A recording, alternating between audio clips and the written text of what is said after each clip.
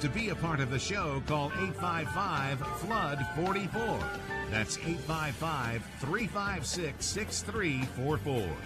Now, let's go live to Brother Jimmy's in New Brunswick. Alongside Coach Flood and Eric LeGrand, here's the voice of the Scarlet Knights, Chris Carlin. Welcome, everybody, to another edition of the Kyle Flood Show, live from Brother Jimmy's here in downtown New Brunswick on WCTC 1450 and here in New Brunswick, and, of course, on ScarletKnights.com. Eric is away with a previous engagement this week, so joining us this week, please welcome our sideline reporter during the broadcast, Anthony Fusilli. Thanks for inviting me. Well, it's great to see you. Boy, do I have big shoes to fill tonight. No question about that. Coach Flood will be with us here in just a couple of moments. And Rutgers, of course, getting ready for a big matchup this Saturday night at High Point Solution Stadium against the Michigan Wolverines as the thick of the Big Ten schedule really starts now. And that applause is for the head coach, who has made his way in, gets a high five from his son Joseph, and he will settle in here. We'll give him just a second to get situated. As we said, we want you to be a part of the program. Please do it, 855-FLOOD-44. That's 855-356-6344. You can tweet us your questions at @OurFootball. And also, if you're in attendance here at Brother Jimmy's, please come on forward. Ask your question to the coach. Our man Jimmy up here in the Scarlet Rutgers shirt will take your question and get you right up to the microphone. And Coach Flood is with us. How are you, Coach? I'm doing great. I knew Fooch had it well under control. There were no issues. No, but it's great to be back at Brother Jimmy's. It's great to be back 1-0. There's no doubt about it. What an awesome opportunity under the lights, High Point Solution Stadium. One of the most historic programs in the history of college football visits the birthplace of college football. I can't think of a better way to spend your Saturday night than at our football game. First ever matchup between Rutgers and Michigan this coming week. Let's take a look back here for a few minutes at the game that got you 1-0 this week, 4-1 overall, and undefeated in non-conference play. And that was the win over Tulane, 31-6 this past Saturday. Coach, your team played very effectively throughout the course of the day. What did you take out of it? I was really excited about how we played. And I've said this a couple times, but I don't think you can understate it. 51% of the teams that play Navy lose the next week. And it's a tremendous challenge to go to Annapolis, and it's a tremendous challenge to get back to doing what you do the next week. And not only were we able to be 1-0, we were able to start really fast. And that was exciting. We were sharp coming out the gate. We were able to get up 21-0. I was just really pleased with how we started that game and then ultimately how we finished it. It was good. How exciting is it to see the Don Bosco trio of Carew, Hamilton, and Nova have the game they had this weekend? You know what? They're playing at a very high level. They're playing at a very high level, and I know there's been some talk this week about the record that Gary broke. And when you start talking about all-time records at the birthplace of college football, that's a lot of football games now. And you can't do that without playing at a really high level. And Leonte's playing at a high level. He's proven himself to be a playmaker regardless of who we play against. And I think Darius has really emerged now. The things we saw in maybe the last half to third of the season last year, he's doing them on a game-in, game-out basis. And he's playing on first down. He's playing on second down. He's playing on third down. He's a complete player and somebody that really is one of the keys to us playing good defense. The record you're speaking of course, Gary Nova now has the all-time touchdown pass record at Rutgers as he broke the previous mark held by Mike Teal, and saw Mike briefly after the game. He said, listen, records are meant to be broken, but at the same time, we keep winning. That's all that matters. And as he said, it'll keep me on the sidelines for more and having more fun. We may have to put a footnote in the media guide for Coach Toll since he coached both those guys. And, I'm sure for Mike it was maybe something that made it a little bit sweeter to know that somebody who kind of came through the same high school program that he came through and now the same college program was able to take that record over. Two players on defense that stood out who don't, obviously play a lot of snaps until just recently. L.J. Liston, the middle linebacker. And it's nice to see JPO getting back in the mix, getting healthy also. It really is. JPO had Julian Penix-Oderick, for those of you that aren't familiar with his nickname, he had a great offseason. And somebody that when we got to bowl prep last year and he started running around a little bit, it was really like, wow, look at this guy. It's going to be great when he really is 100%. And he's playing better and better as the year goes on. There's no doubt about it. He's going to play a lot of football for us this week. And it was great to see L.J. Liston in there, in a game where, we thought Kevin Snyder was going to be limited. It turns out we didn't have much access to him at all because of how it started. We really needed him to step up and play like a starter, and I feel like he did. Other guys on offense, the offensive line, I don't know if they've gotten their due so far this season. They have played at a very high level so far. I'm pleased. I think we're moving in the right direction, and now I think we really are going to be tested. We're going to be tested this week by an excellent Michigan defense, a very talented Michigan defense with a defensive coordinator straight from the NFL with a very complex system. So to have that kind of experience up front on offense, it's going to be good for us to have it, and we're going to need it. Rutgers obviously had to live with life now after Paul James, but I tell you what, Peoples is one tough little running back. He doesn't run like a small back, except for the change of direction. He's really, in the opportunities he's had on short yardage, he's proven himself to be a tough runner, somebody who can make the first guy miss, somebody that can get his body in a position where he doesn't get tackled square. I'm very pleased with Dez, and I'm very pleased with Justin. So we felt that was a talented room coming into the season, one of the more talented ones on our team. And as the season goes on, without having Paul right now, it's going to need to be.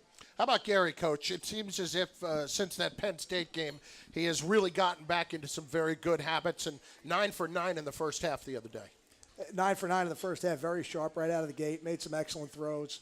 Gary's a competitor. I never had any doubt in my mind that he would come back, that he would go back to square one, look at the mistakes he made, get better from it.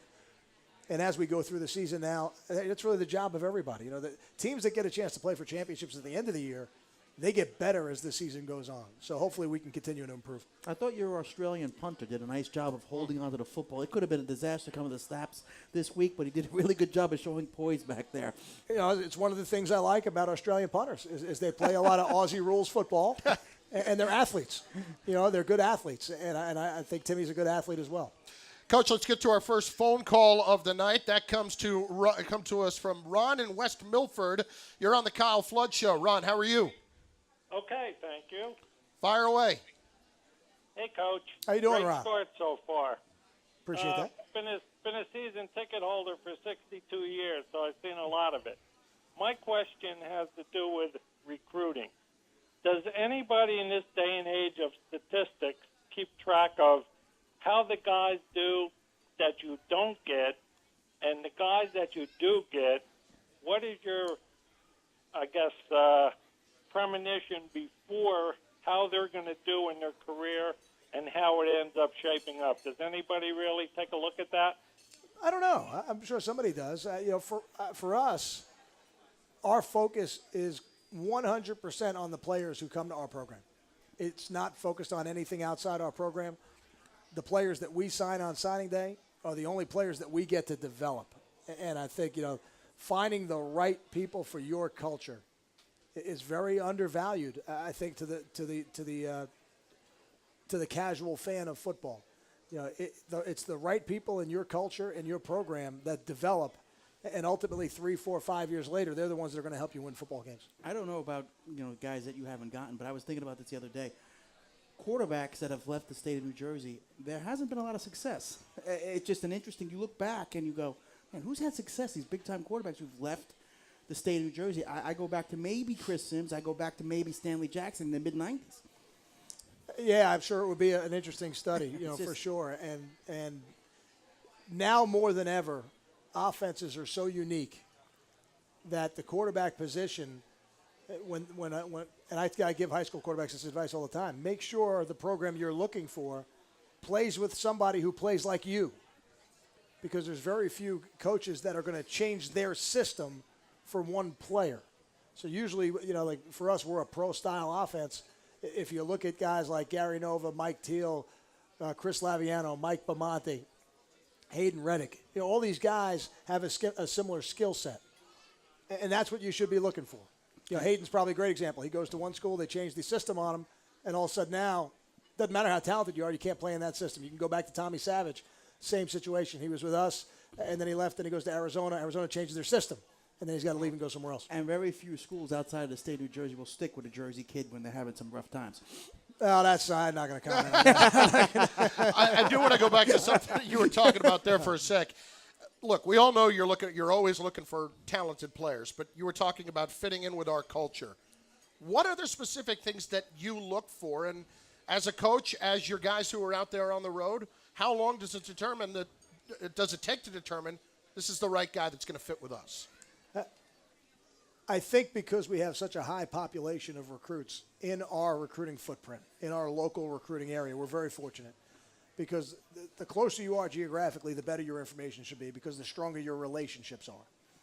You know, for me, I've been at Rutgers for 10 years, but I've really been recruiting this part of the country for closer to 20 years. So you meet a lot of people, you build relationships, you get great information. The stronger the relationship, the better the information. I think you got to look, the fastest evaluation you can make as a recruiter is, can this player help us win every game on our schedule? That's what you're looking for athletically. Now that doesn't take as long as people think. You know, once you figure that out, then what you got to decide, all right, academically, does this person value education the way we need our players to value education? I'm not going to speak for any other school in the country, but we wouldn't have had the academic success at Rutgers that we've had without a great support system and recruiting the right players who value education. And then, is that the right personality for our locker room? Is it a team-first guy? You know, is it a person, regardless of how talented they are or what their stature is on the team, that when they're making decisions, they're going to put the team first at all times, put the family first at all times. And then when you have that and you really feel good about it, then you know you're recruiting the right kind of player. I keep seeing a picture of David Maluski when you're talking like that. Well, it's a great picture. Yeah. It's a great picture. And David is as good a person for that poster as you could have. We have a question from a gentleman here in attendance, the brother Jimmy. Sir, what's your name? Where are you from? Harry Joswick from Hunterdon County. How you doing, Harry? Hey, good to see you again, Coach. Good to Chris, see you too. How are you? Anthony, good to see you here. Getting back to the Tulane game, Jonathan Aiken got tagged for a questionable penalty, as far as most fans would say.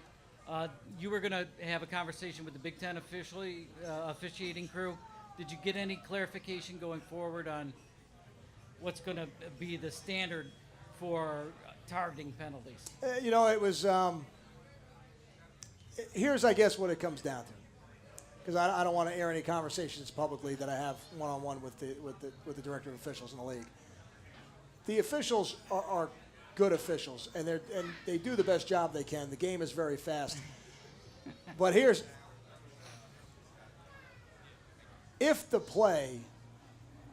there's any gray area whatsoever, you're not going to get it overturned. And that's where the issue, I think, gets in. And that's why I think it's so hard when that call is made on the field to reverse it, or when the call is not made on the field to enforce it. So, you know, again, it's one of those things. Did I agree with the call?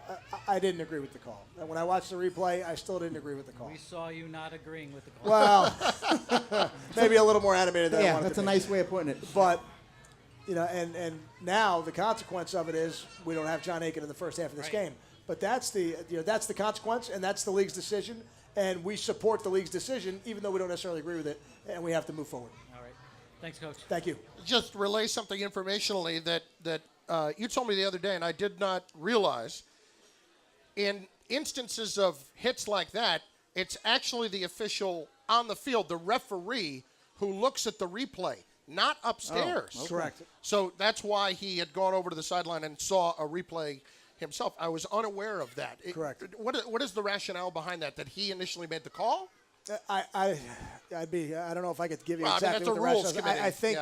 I think it's because it's not the person necessarily who makes the call who goes to review it. Right. You know, it's the white hat that goes over there.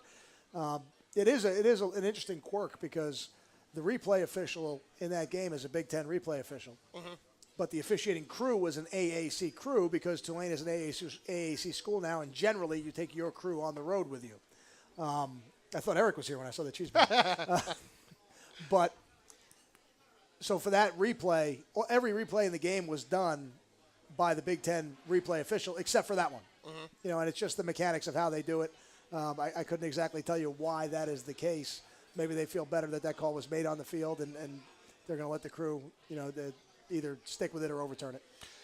Well, we want you to be a part of the program. 855-FLOOD-44. That's 855-356-6344.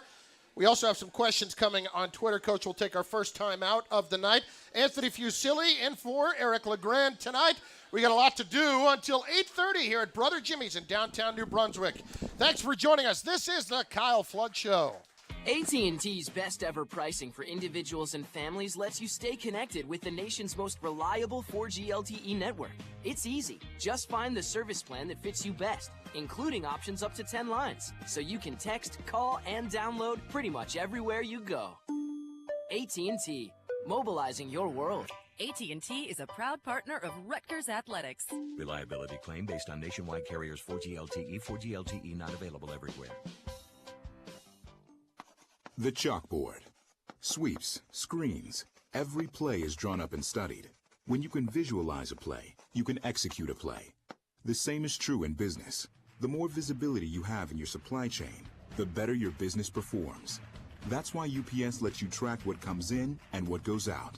Logistics is our game. See how we can help yours at thenewlogistics.com.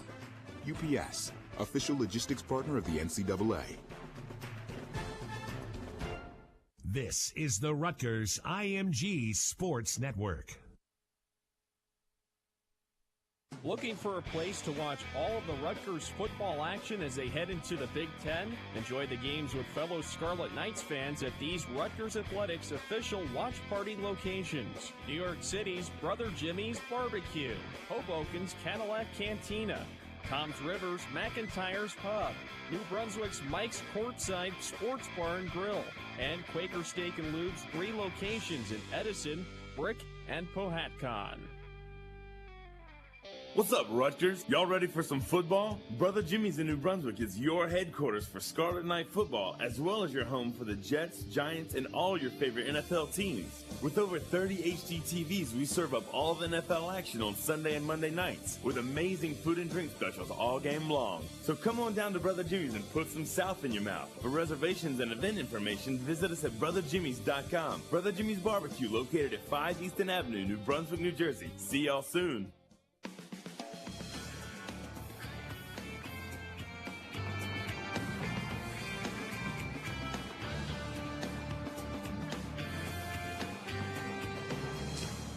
We are back live at Brother Jimmy's in downtown New Brunswick for this week's edition of the Kyle Flood Show. Chris Carlin alongside Anthony Fusilli and the coach, Kyle Flood. Eric LeGrand away on assignment this week. He will be rejoining us for the game. And want to make sure to visit the Plymouth Rock Assurance booth before this week's Rutgers game for a chance to win seat upgrades and Rutgers merchandise.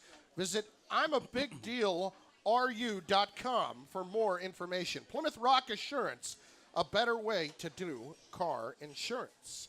All right, Coach, we have another call on the line that we want to get to here, if I can just find it here. Dave is in Washington State, and he is up next on the Kyle Flood Show. Dave, how are you?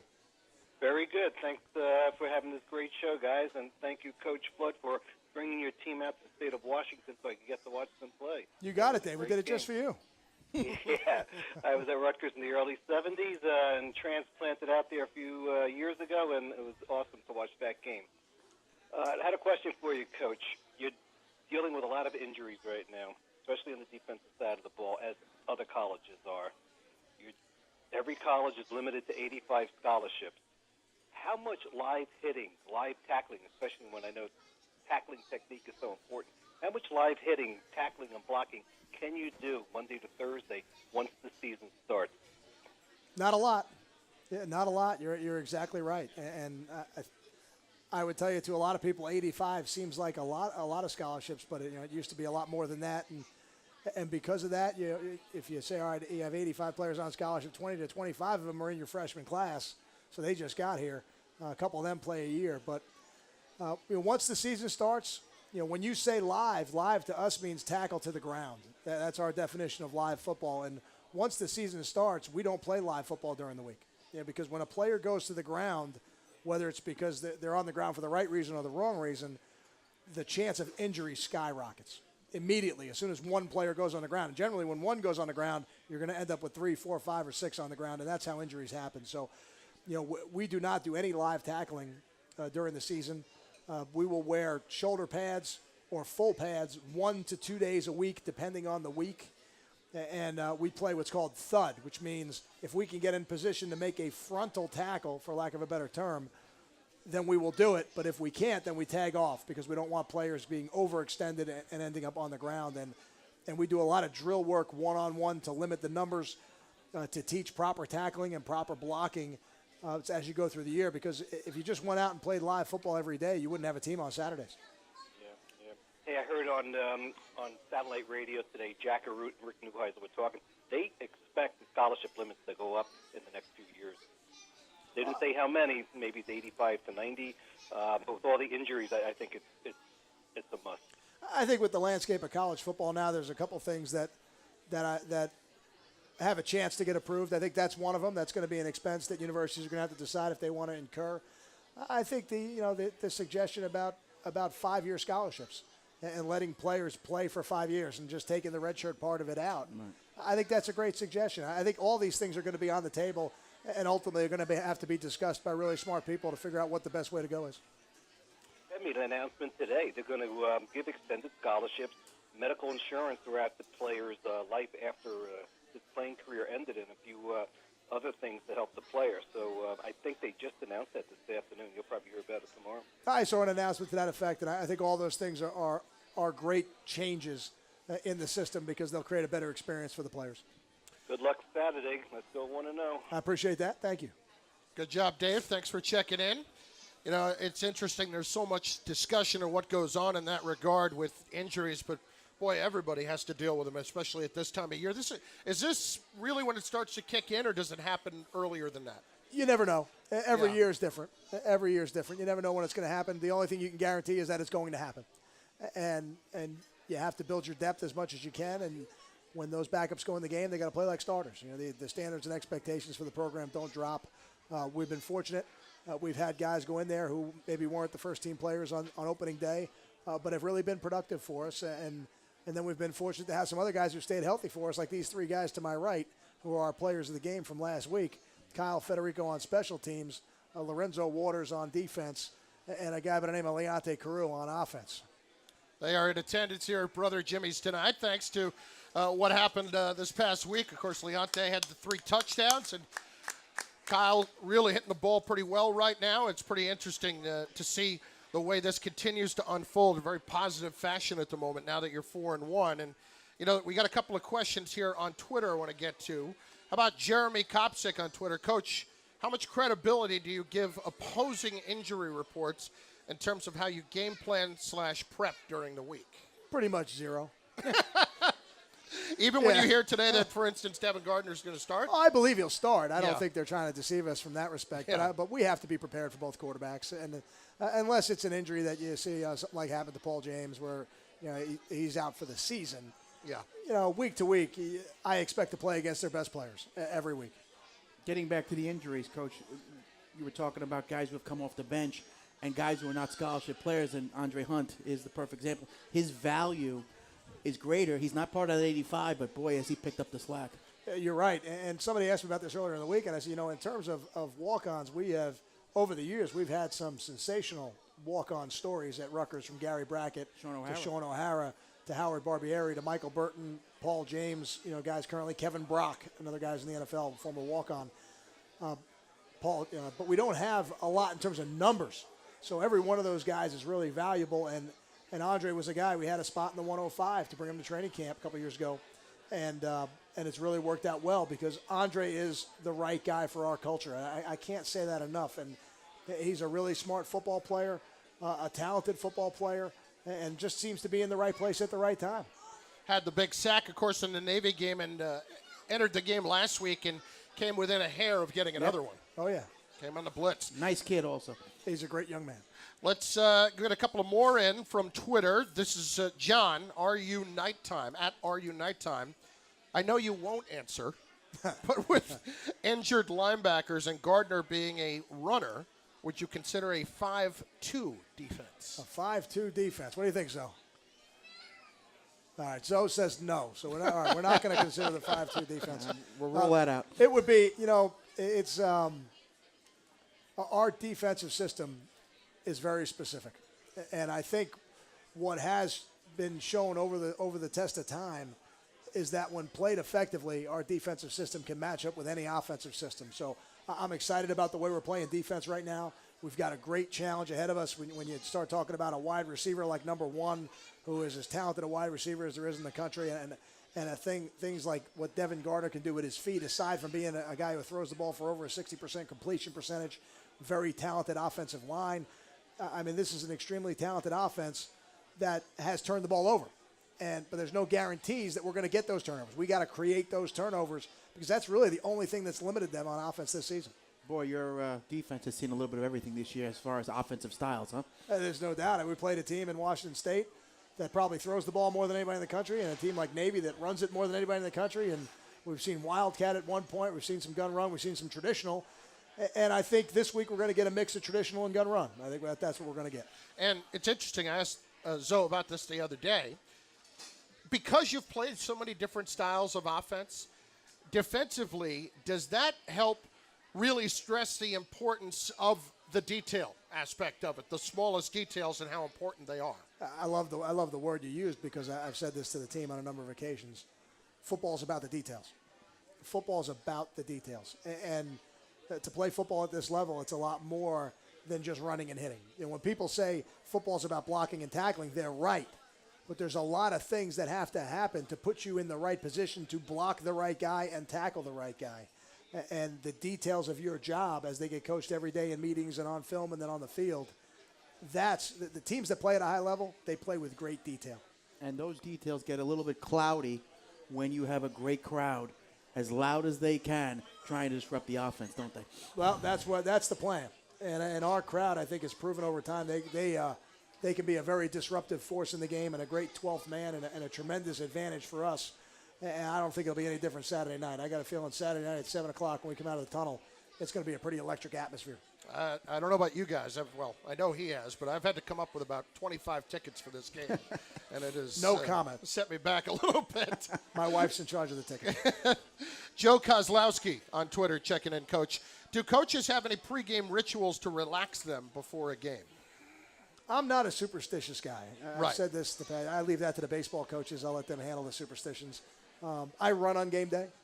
That I don't know if I'm relaxed on game day. I don't know if it relaxes me, but it's just something that I do on game day. Well, that run is at 5 a.m. though, right? It's 90 minutes before the team breakfast, so it depends on the time of the breakfast. So I'm a routine-driven person. I think those things are individual. I don't know. I don't sense any extravagant rituals going on at our place. So we do have routines, and there's no doubt that football teams are routine-driven. And we have breakfast at a certain time. We have meetings. Then we have a night game schedule. We'll have a walkthrough in the afternoon. Pre-game meal is 3.5 hours before kickoff. You know, we arrive at the stadium 30 minutes after we arrive. We do a little run-through on the field to get warmed up. So we have a routine for sure. I don't know that I would call it superstitious. Let's step aside, take another time out. We've got plenty to do over the next half hour on 1450 WCTC in New Brunswick, and, of course, on ScarletKnights.com. 855-356-6344. Give us a call. Be a part of this week's edition of the Kyle Flood Show. Let's step aside for a moment. Keep it right here on the Rutgers IMG Sports Network.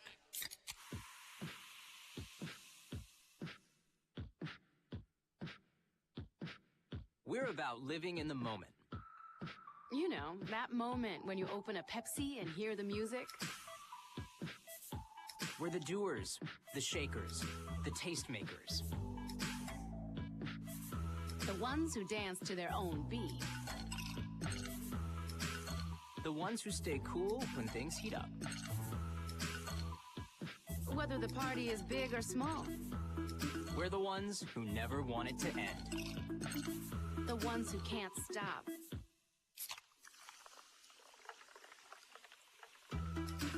And never will. The beat starts at Pepsi.com. Pepsi. Live for now.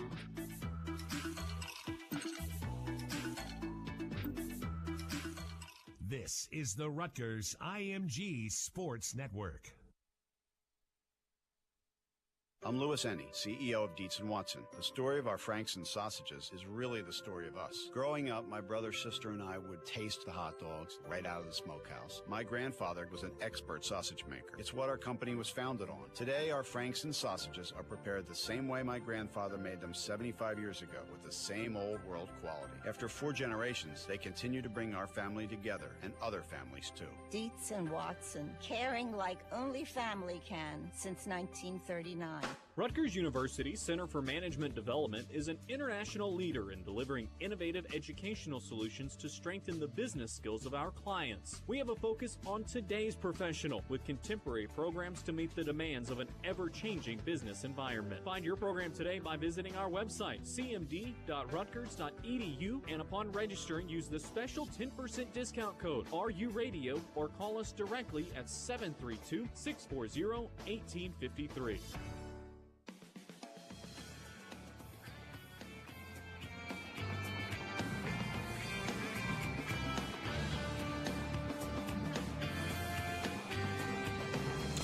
We are back live at Brother Jimmy's, downtown New Brunswick, for this week's edition of the Kyle Flood Show. The 4-1 Scarlet Knights hosting the Michigan Wolverines, as really the meat of the Big Ten schedule starts this week. A bye week next week, and then back-to-back games on the road at Ohio State and at Nebraska. But the Wolverines on the Scarlet Knights' minds right now. And, Coach, I almost didn't recognize him. He got a haircut, apparently, and cleaned up for the man. Did you clean up for the man? Who did you clean up for?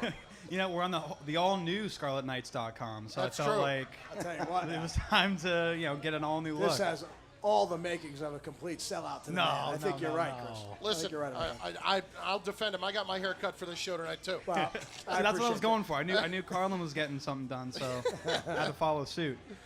All right, my Our question. man is Scott, by the way. Oh yeah, what's going on? Yeah. I like that. I like that sweatshirt you got on there. Yeah, it's nice, right? Yeah. It's one of my favorites.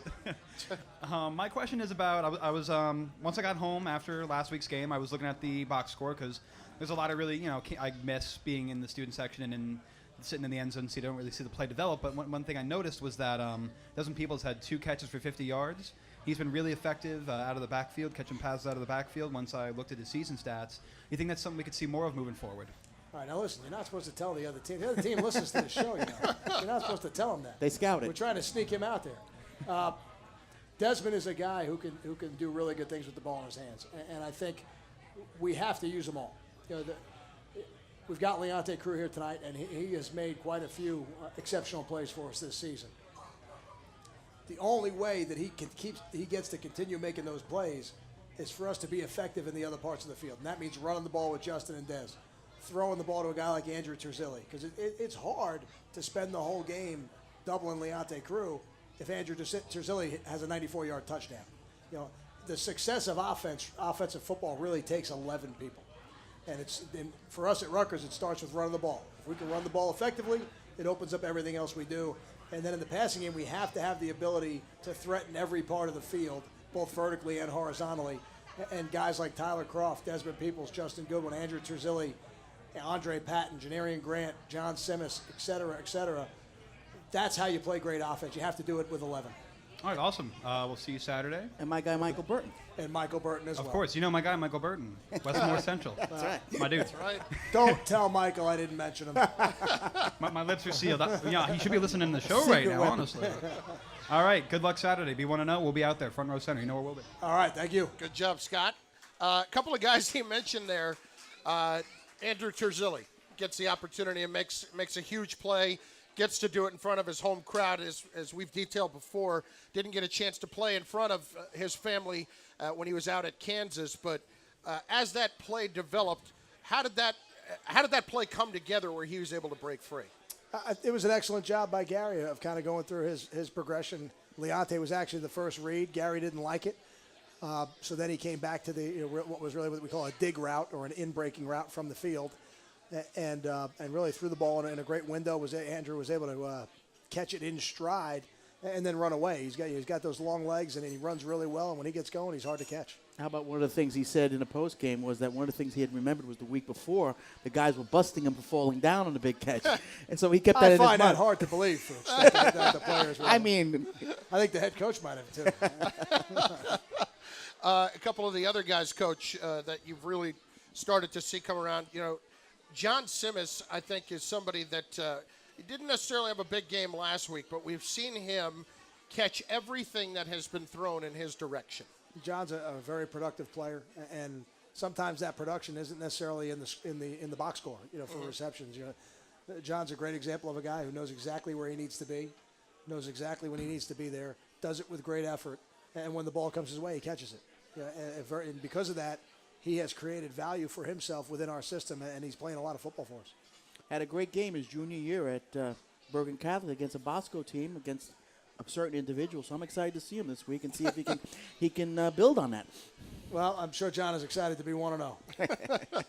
Coach, let's talk about the matchup with Michigan a little bit. They have some off-the-field issues going on right now. I know that's something that you don't necessarily address with the team. You're worried more about the on-the-field situation. First of all, let me just speak Sure. to that for a second. Sure. I told the team this. I don't think, whatever issues there are, people are talking about it, I don't think it'll have any effect on their football team.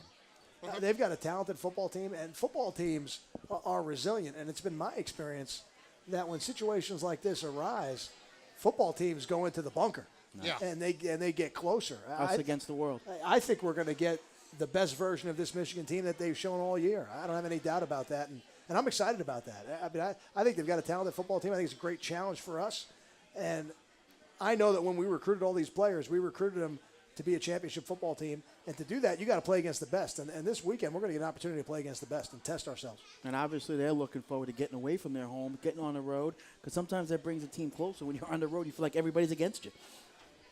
Not that I'm hoping they have a good performance, but what I'm saying is that goes to what you're saying. I will say most of the people in that stadium will be against them. Yes. Well, let's talk about a couple of their guys. First of all, in preparing for both quarterbacks, Shane Morris, Devin Gardner, we know that Gardner is a guy that they may run the ball a little bit more with. So just in terms of preparing for two quarterbacks, how much more difficult, especially when they're different styles, does that make the defense's job? It's not as complicated this week as it might be in another week because they both run essentially the same base package. Now, there are some things they'll do with Gardner that they don't do with the other quarterbacks, some gun run type of plays that we've defended in the past, and we'll have to be ready to defend them in this game. But there's a significant portion of their offense that's very similar. When you look at defensively, that's a strong defense, especially up the middle, right? Michigan? Yeah, I mean, they're giving up 3 yards a carry. Right now on defense, I think they're giving up 22 points a game. Very stingy on defense. A lot of upperclassmen. A middle linebacker in 47 who, when you use the expression Big Ten middle linebacker, this is the kind of person you envision. Just a big, strong, physical guy, runs very well, plays with great effort. They have a very complicated system on defense and scheme. Their defensive coordinator came from the Baltimore Ravens. He's worked in the Rex Ryan, for people locally who watch football, the Rex Ryan system. So it's a very multiple system on defense, multiple fronts, multiple blitzes, very aggressive. And I think they've got a lot of talent over there. How about Coach Hoke? Do you have any relationship with him? Previously, we know that we saw him in 2007 in the International Bowl when he was head coach at Ball State. Yeah, not being the head coach in that game, I did not meet him in that game. I've had a chance to be in some meetings, Big Ten head coaches meetings with him. I've been on a couple different speaking engagements where we've been in the same place at the same time. So we've had some very friendly conversations, but I don't have any long time relationship with him. I know you don't want your kids to get too up before the game, but have you sensed the anticipation or the excitement of another Big Ten game on your campus? Oh, it's exciting. Yeah, it's exciting. You can't go anywhere without feeling it. And I'll say what I said a couple weeks ago. I think that's good. I embrace that. I don't want to devalue that in any way. All I want is for that excitement to fuel the preparation that we're doing, the process that we're going through to get ready for the game. And I even said to the team today, there's no doubt in my mind we'll be emotionally ready to play this football game Saturday night at 7:00. These are the games when you dream about playing major college football or coaching major college football. These are the kind of games you dream about playing and coaching in. So, now we just got to use the excitement of what we know is coming on Saturday to just be 1-0 today and fuel our preparation as we go through the week. I mean, this might sound a little bit strange, but for players, for coaches, how difficult is it to separate the energy that's in the building from the job that needs to be done at hand and trying to just, at the very least, keep locked in on it? Not locked in on the jump, but you understand what I'm saying. I do. Yeah. I do. I think it's a great question. I think I love playing at home. I love playing in front of our fans. I love playing in front of a packed house like it's going to be Saturday night.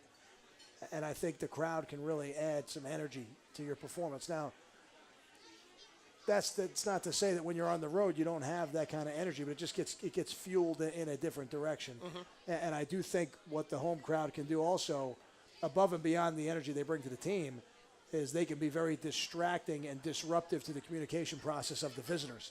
And that's where you really gain the advantage of the home field.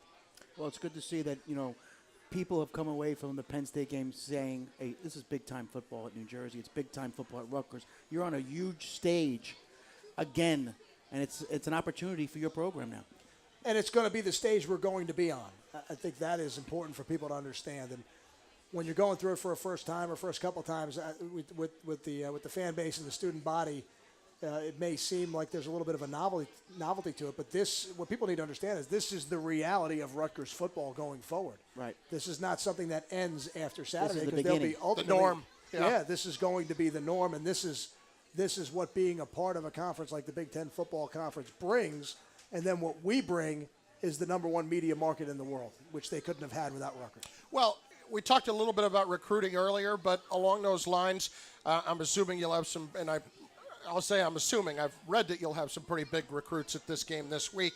Off of the Penn State atmosphere, I assume that it's been a very positive reception from recruits so far. It really has. And Saturday night games are really your best opportunity to get recruits on campus because they play Friday, they play Saturday afternoon. And for the ones that will be coming back for a second time, I would give them the same message. This is the reality of what your experience is going to be going forward at Rutgers as a part of our football program. And it's something that they're going to want to be a part of.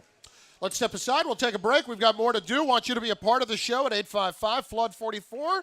That's 855-356-6344. Or you can tweet us your questions at @RFootball. If you've got questions and you're here at Brother Jimmy's, please, by all means, come on up front and we'll get you on the air. We'll take a break. This is the Kyle Flood Show. The chalkboard. Sweeps, screens. Every play is drawn up and studied.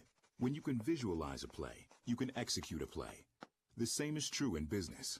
The more visibility you have in your supply chain, the better your business performs. That's why UPS lets you track what comes in and what goes out. Logistics is our game. See how we can help yours at thenewlogistics.com. UPS, official logistics partner of the NCAA. AT&T's best ever pricing for individuals and families lets you stay connected with the nation's most reliable 4G LTE network. It's easy. Just find the service plan that fits you best, including options up to 10 lines, so you can text, call, and download pretty much everywhere you go. AT&T, mobilizing your world. AT&T is a proud partner of Rutgers Athletics. Reliability claim based on nationwide carriers 4G LTE, 4G LTE not available everywhere. This is the Rutgers IMG Sports Network. Rutgers football fans, it's time to join the 1,200-plus members of the Rutgers Touchdown Club in supporting Rutgers football 365 days a year. To become a member, please visit us at RutgersTVClub.com. Your membership includes regular meetings with Rutgers football coaches, discounts from local vendors, bus trips and giveaways, and a whole lot more. It's time for you to show your Rutgers spirit by joining the Touchdown Club today. Also, please support the team by purchasing 50-50 chances prior to each home game in the stadium parking lots. Visit us at RutgersTVClub.com for more information. Go Rutgers! Looking for the best trained in the electrical business? Look no further. Our members of the International Brotherhood of Electrical Workers, Local Union 456, go through a 5-year nationally recognized apprenticeship program along with OSHA safety certifications, producing the best trained and most up-to-date electricians in the area. Fiber optics, high voltage, lighting retrofits, solar energy, healthcare facilities, school construction, data centers. We do it all. We are also proud to be one of the first building trades locals to be recognized with a drug-free workplace program. We at Local Union 456 are like Coach Flood and the Scarlet Knights, trained and proven to get the job done.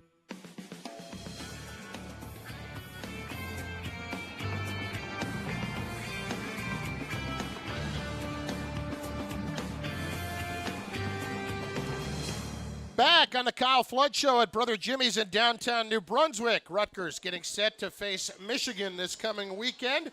7 o'clock kickoff at High Point Solution Stadium. The Scarlet Knights at 4-1 so far on the season, looking for their first Big Ten win before a bye week. And I'll ask you this, even though it's beyond it, would this be theoretically the right time of the year to have a bye week when you're really approaching the midway point? I get asked that question every year. I don't know that there is a right time. Before the season starts, you look at where they're placed. We don't have any control over that. So things that I don't have any control over, I tend not to spend a lot of time thinking about them. And once we know when they are, we look at it and then we plan the season out as best we can, and then you stay ready to adjust. Because you can lay it all out before the season, but you don't know what the health of your football team is going to be week to week. And you have to be a little bit flexible as you get into the schedule. You have to be pleased with, now that it's over, the way you guys were successful in your non-conference schedule. It's the first time that Rutgers has been able to, be undefeated since 2009. So, when you put a schedule together in a non-conference thing, it can be tricky, but you guys handled it well. I think we played a challenging schedule. And, you talk about playing teams like Washington State, who, they've won a couple of games here recently and beat Utah. But they present a lot of challenges. And to play them out at the gate was a great test for us. And then to go to Navy is another great test. And to play a Tulane team that went to a bowl last year for the first time in 10 years is a really good test for us. So I'm pleased that we did that now. But all those things are in the past, and we'll look back at them at the end of the year. Our focus is entirely on this one-game season. That we get one opportunity to play Michigan at Saturday night at 7, and we're doing everything we can to be 1-0 Saturday night. A couple of numbers that maybe haven't been talked about a whole lot: 37 and 21. 37 tackles for loss this season for your team, and 21 sacks through 4 games. Is it the aggressiveness, the scheme? Give me the sense of what has those numbers so inflated right now. The TFLs we've had. That's something that's been one of the signatures of our defense. We play a very aggressive style of defense. We move quite a bit. We do turn our defensive linemen loose to try to make plays in the backfield. We're not a two-gapping team where maybe the linebackers make all the plays. So we've had that in the past. We've been able to minimize the run in a lot of situations, which I think gives you the opportunity to rush the passer, which speaks to the sack totals you said. I will also say I think we've got a couple guys that have a little bit of a different skill set than other guys we've had here. So we've been able to get to the quarterback with a 4-man rush a little bit more maybe this year than we did last year or the year before. So that's exciting to me.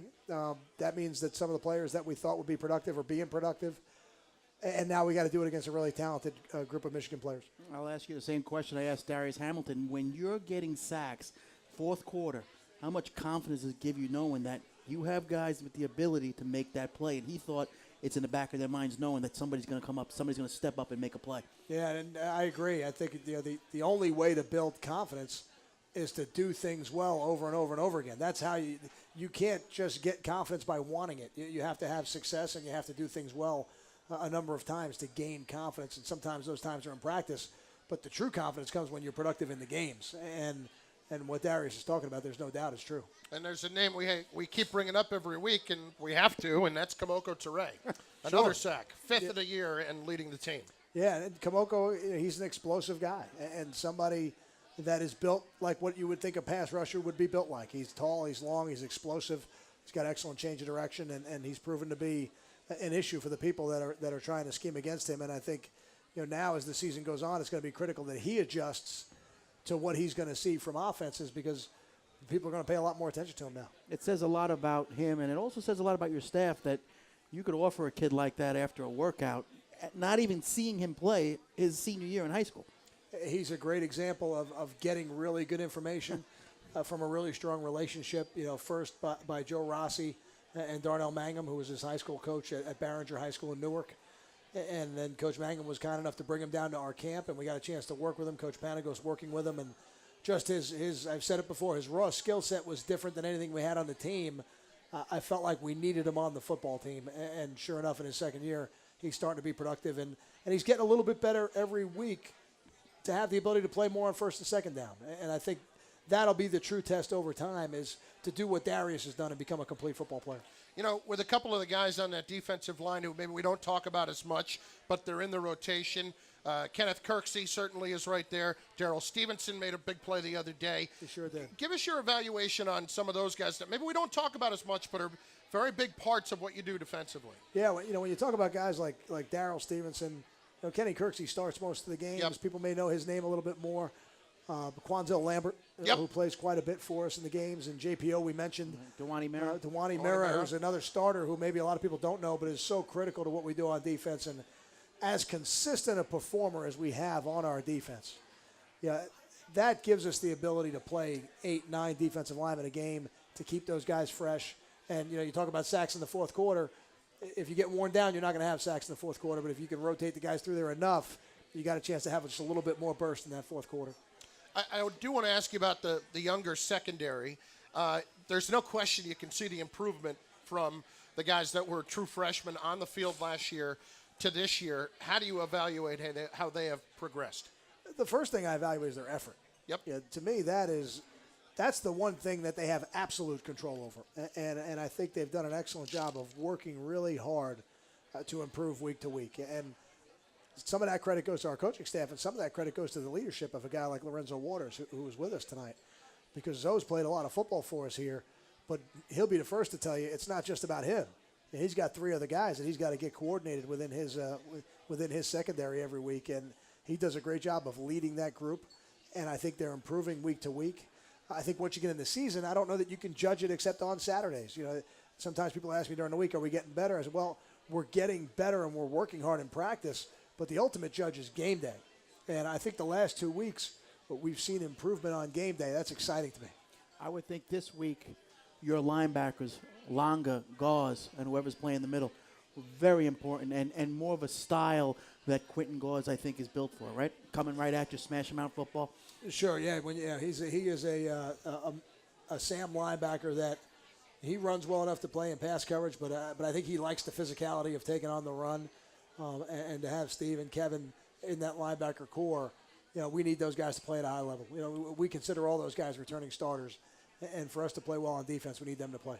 One more time out. We'll get in some final thoughts and give you one last chance to be a part of the show at 855-FLOOD-44. That's 855-356-6344. Rutgers taking on Michigan this coming Saturday night at High Point Solution Stadium, 7 o'clock kickoff. This is the Kyle Flood Show.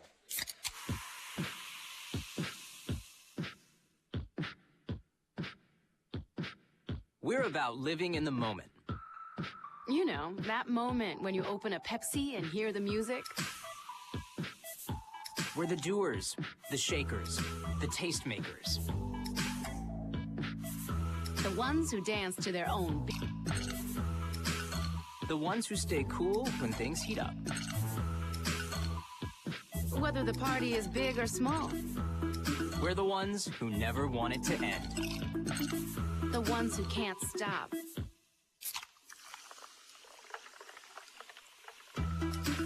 And never will. The beat starts at Pepsi.com. Pepsi. Live for now.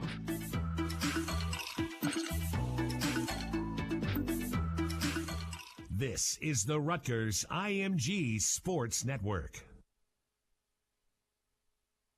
Looking for a place to watch all of the Rutgers football action as they head into the Big Ten? Enjoy the games with fellow Scarlet Knights fans at these Rutgers Athletics official watch party locations. New York City's Brother Jimmy's Barbecue, Hoboken's Cadillac Cantina, Tom's Rivers McIntyre's Pub, New Brunswick's Mike's Courtside Sports Bar and Grill, and Quaker Steak and Lube's 3 locations in Edison, Brick, and Powhatan. Oh, what up, Rutgers? Hey, guess what? I bet you didn't know you're about to have 3 different kinds of barbecue sauce all over that sweet, sticky mug of yours. Also, bet you didn't know, down south in North Carolina, we can actually make some of the best barbecue you've ever had in your ding-dong life. So come on down to Brother Jimmy's Barbecue and put some South in your mouth. Brother Jimmy's Barbecue, located at 5 Easton Avenue, New Brunswick, New Jersey. Or check us out at brotherjimmys.com. See y'all real soon.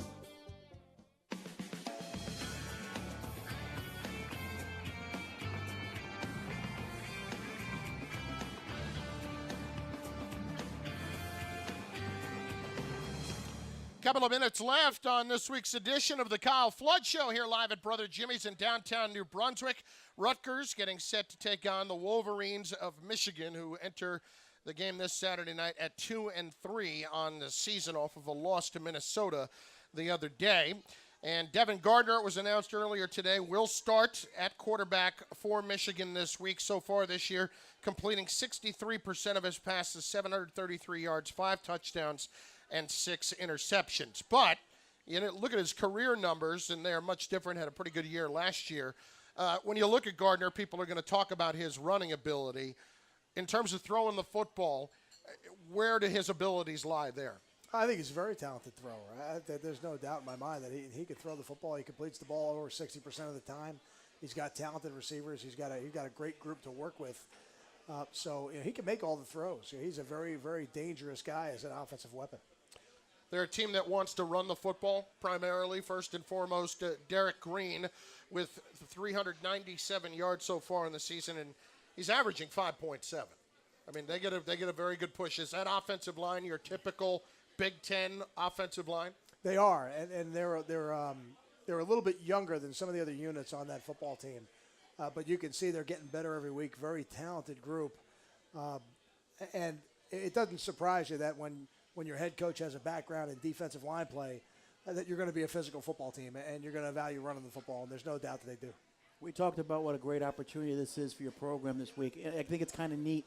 You look over at Lorenzo Waters and Leonte Carew and Darrison Hamilton, who chose to come to Rutgers when they were not part of the Big Ten, and now they have this opportunity. It's kind of neat for them, now they have this opportunity, right, Coach? Yeah, one of the things I think I'll always appreciate, whether you're talking about Leonte or Lorenzo or Kyle Federico or Darius or any of the players that came to Rutgers because they wanted to be at Rutgers. They didn't come to Rutgers because of a conference affiliation or a schedule. They wanted to be a part of the Rutgers football program, and there's no doubt that will always be special to me. Now they get the added bonus of playing in a conference, the premier academic athletic conference in the country. I know they're enjoying that because all those guys you mentioned, amongst others, are elite-level competitors, and they want to play against the best. Coach, we've got about 60 seconds left. I would imagine this is another game that you, in particular, would love to see the fans get into the building pretty early. I think they will be. I think they will be. I think the 7 o'clock kick, we're going to have the fans there. I know my guy's going to have the Riot Squad ready to go. Pizzas? Any pizzas? I can't thank them enough for the support they give us throughout the year. They do a great job of kind of rallying the cause on campus and on game day. I have no doubt that the fans will be in there early, and they will definitely have an effect on the football game. Well, we're looking forward to it, Coach, and looking forward to seeing if you guys can go 1-0 this week. That's the goal. 1-0 this Saturday night. We're looking forward to it. Rutgers will head into a bye week after this week, but they'll try to get the victory against Michigan, as we said. Kickoff shortly after 7 p.m. at High Point Solution Stadium this Saturday night. Fuchs, you're welcome anytime. Hey, thanks. I got a great meal, too. The invitation's open. Eric wasn't here, but the cheeseburger was, and Fuchs took care of it. Well, I want to thank everybody involved with our broadcast tonight. Paul Schrager, our producer and engineer. Colin Osborne getting it done on ScarletKnights.com. Tim DeMartin as well. Jimmy Gill. And Jason Baum from Rutgers Athletic Communications. No show next week because of the bye week. We return 2 weeks from tonight for the next edition of the Kyle Flood Show. We'll see you Saturday night. Rutgers in Michigan at High Point Solution Stadium. Have a great night, everybody. You've been listening to the Kyle Flood Show, live from Brother Jimmy's on Easton Avenue in New Brunswick. The Kyle Flood Show has been brought to you by AT&T, mobilizing your world. Pepsi, live for now. UPS, to learn how UPS can put the power of logistics to work for you, visit thenewlogistics.com.